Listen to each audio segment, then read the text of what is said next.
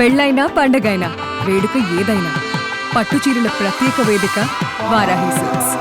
సాంప్రదాయానికి సౌందర్యానికి వారధి. ఆంధ్రప్రదేశ్లో విమానయాన రంగం పైన ఫోకస్ పెట్టిన నేపథ్యం, అలానే ఇప్పటికే అక్కడ యాక్టివ్గా 6-7 ఎయిర్పోర్ట్లు పనిచేస్తున్నటువంటి పరిస్థితి ఉంది. అటు విశాఖపట్నం, అలానే విశాఖపట్నంలో మరొక అంతర్జాతీయ విమానాశ్రయం భోగాపురం ఎయిర్పోర్ట్ నిర్మాణానికి ప్రయత్నాలు జరుగుతున్నాయి. నిర్మాణ ప్రక్రియ కూడా చాలా వేగంగా జరుగుతున్నటువంటి పరిస్థితి ఉత్తరాంధ్రకు సంబంధించి. అలానే రాజమండ్రి, విజయవాడలో ఎయిర్పోర్ట్లు ఉన్నాయి. మరొక వైపు రాయలసీమలో చూస్తే కనుక జిల్లాకు ఒక ఎయిర్పోర్ట్ ఉన్నటువంటి పరిస్థితి రాయలసీమలో ఉంది. కడప, కర్నూలు 2 చోట్ల ఎయిర్పోర్ట్లు ఉన్నాయి. చిత్తూరు జిల్లాలో తిరుపతిలో మరొక ఎయిర్పోర్ట్ ఉంది.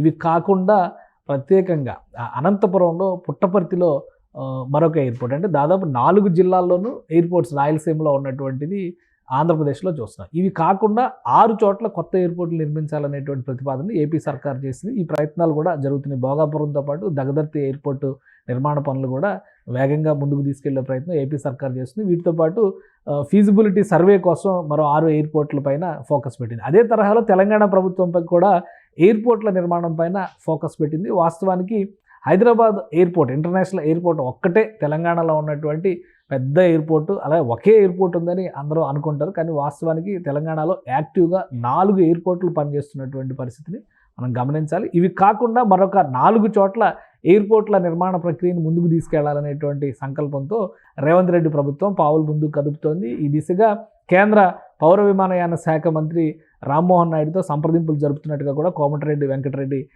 రాష్ట్ర మంత్రి ఇప్పటికే ప్రకటించారు. ఎక్కడెక్కడ తెలంగాణలో ఎయిర్పోర్ట్లు రాబోతున్నాయి, గతంలో చేసినటువంటి ప్రతిపాదనలు ఏంటి, వాటిని ఏ విధంగా ముందుకు తీసుకెళ్లబోతుంది తెలంగాణ ప్రభుత్వం, ఒకసారి విశ్లేషించే ప్రయత్నం చేద్దాం. ముందుగా తెలంగాణలో ఉన్నటువంటి ప్రధానమైనటువంటి ఎయిర్పోర్ట్లు చూస్తే రాజీవ్ గాంధీ ఇంటర్నేషనల్ ఎయిర్పోర్ట్ శంషాబాద్లో ఉన్నది ఇంటర్నేషనల్ ఎయిర్పోర్ట్గా, అతిపెద్ద ఎయిర్పోర్ట్గా, దేశంలోనే ప్రముఖమైన ఎయిర్పోర్ట్గా కీర్తి పొందింది. మరొక యాక్టివ్ ఎయిర్పోర్టు తెలంగాణలో, అంటే హైదరాబాద్లోనే మరొక యాక్టివ్ ఎయిర్పోర్టు బేగంపేట ఎయిర్పోర్ట్ను మనం చూడాల్సి ఉంటుంది. బేగంపేట ఎయిర్పోర్ట్తో పాటు దుండిగల్, హకీంపేటలో కూడా 2 ఎయిర్ స్ట్రిప్లు యాక్టివ్గా పనిచేస్తున్నాయి. అత్యవసర విమానాలు, ప్రైవేట్ జట్లు, ప్రైవేటు విమానాల నిర్వహణకి కూడా వీటిని ఉపయోగిస్తారు. అలా రక్షణ అవసరాలకు కూడా ఇవే ఎక్కువ ఉపయోగపడతాయి. ప్రైవేట్ విమానాలు మీన్స్ రాజకీయ నాయకులకు సంబంధించి కానీ, కేంద్రానికి సంబంధించినటువంటి పెద్దల విమానాలు వచ్చినప్పుడు కానీ ఈ ఎయిర్పోర్ట్లను కూడా ఉపయోగిస్తారు.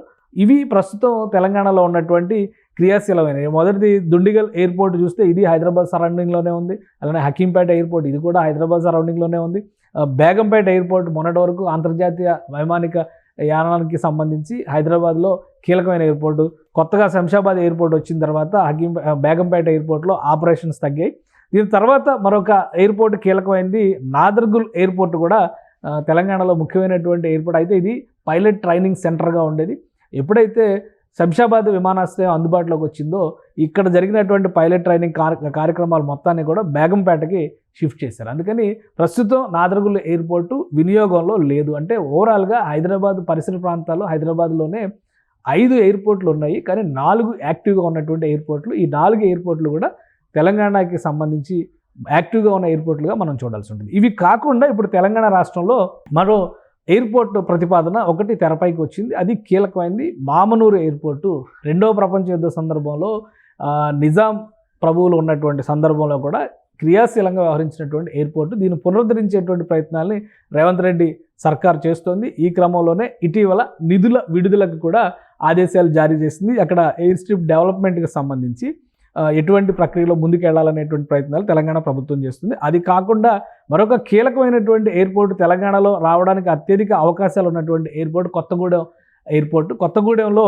ఒక ఎయిర్పోర్ట్ని ఏర్పాటు చేయాలి. భద్రాచలం, కొత్తగూడెం, ముఖ్యంగా అది ఆంధ్రప్రదేశ్, ఒరిస్సా, ఇటు ఛత్తీస్గఢ్, అలానే తెలంగాణ 4 రాష్ట్రాలకు కూడా కీలకమైనటువంటి కీ పాయింట్ అవుతుంది. కాబట్టి అలానే హైదరాబాద్ ఇంటర్నేషనల్ ఎయిర్పోర్ట్తో పోల్చి చూసినప్పుడు దాదాపు 200 కిలోమీటర్ల పైన ఇక్కడ డిస్టెన్స్ కనిపిస్తుంది.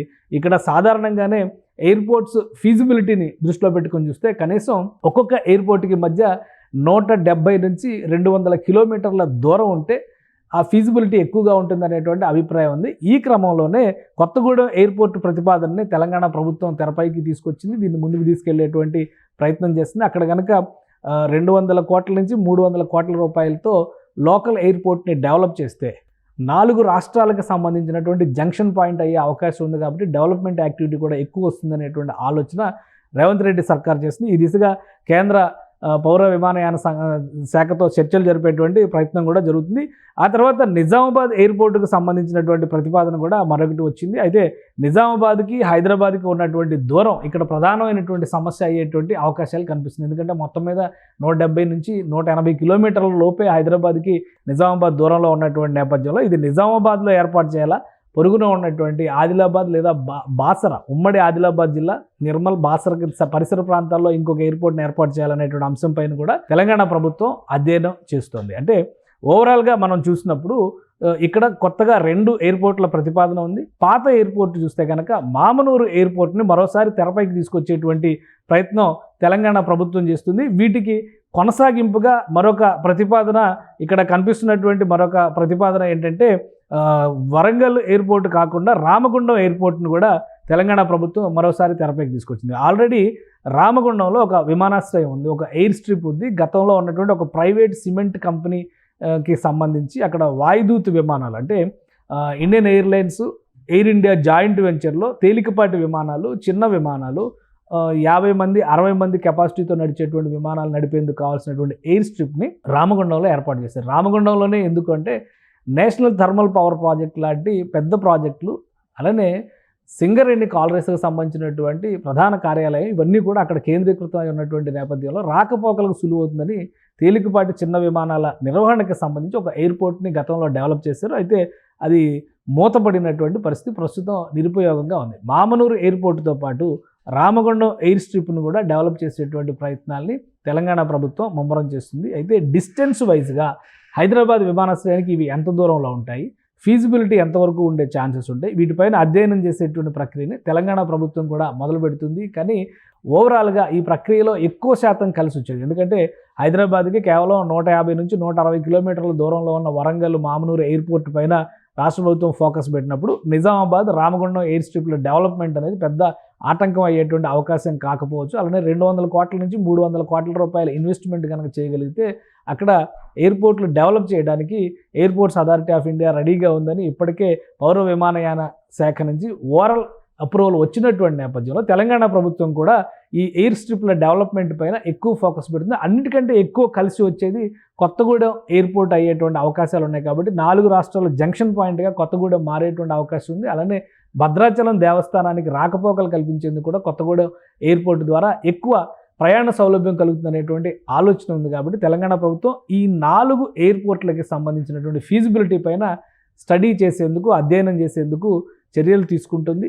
ముందుగా మామనూరు ఎయిర్పోర్టుకు నిధులు విడుదలకు కారణం అక్కడ చేయాల్సినటువంటి డెవలప్మెంట్ యాక్టివిటీస్ చేయడంతో పాటు మిగతా 3 ఎయిర్పోర్టుల ఫీజిబిలిటీ పైన కూడా తెలంగాణ సర్కార్ ఫోకస్ పెడుతుంది. అంటే ఓవరాల్గా చూసినప్పుడు ఆంధ్రప్రదేశ్లో కొత్తగా రాబోయేటువంటి 6 విమానాశ్రయాలు, తెలంగాణలో ప్రతిపాదిస్తున్నటువంటి 4 విమానాశ్రయాలు కలిపితే కనుక మొత్తంగా తెలుగు రాష్ట్రాల్లో 10 విమానాశ్రయాలు వచ్చేటువంటి అవకాశాలు కనిపిస్తున్నాయి స్పష్టంగా. ఇప్పటికే ఆంధ్రప్రదేశ్లో 7 విమానాశ్రయాలు ఆపరేషన్లో ఉన్నాయి. కొత్తగా అండర్ కన్స్ట్రక్షన్లో మరొక 2 విమానాశ్రయాలు ఉన్నాయి. సో మొత్తంగా చూస్తే తెలంగాణలో ఉన్నటువంటి, హైదరాబాద్లో ఉన్నటువంటి 4 విమానాశ్రయాలతో కలిపి చూస్తే దాదాపు ఒక 20 విమానాశ్రయాలు 2 తెలుగు రాష్ట్రాల్లోనే రాబోయే రోజుల్లో వచ్చే అవకాశం కనిపిస్తుంది. సరుకు రవాణాకి విమానయానాన్ని ఎక్కువగా ఉపయోగించాలని కేంద్రం ఇన్సిస్ట్ చేస్తున్నటువంటి తరుణంలో వైమానిక పరిశ్రమను విస్తరించే దిశగా రాష్ట్ర ప్రభుత్వాలు కూడా ఫోకస్ పెడుతున్నాయి. ఇవన్నీ కూడా ఆచరణలోకి వచ్చేందుకు కనీసం 2 నుంచి 3 ఏళ్లు పట్టొచ్చనేటువంటి అభిప్రాయం వ్యక్తమవుతుంది. ఫీజిబిలిటీ సర్వే నివేదికలు వచ్చిన తర్వాత మరింత క్రియాశీలంగా రాష్ట్ర ప్రభుత్వాలు వ్యవహరించేటువంటి ఛాన్స్ కనిపిస్తోంది. సుమన్ టీవీలో మీ పర్సనల్ అండ్ బిజినెస్ ప్రమోషన్స్ కోసం కింది నెంబర్కి కాంటాక్ట్ చేయండి.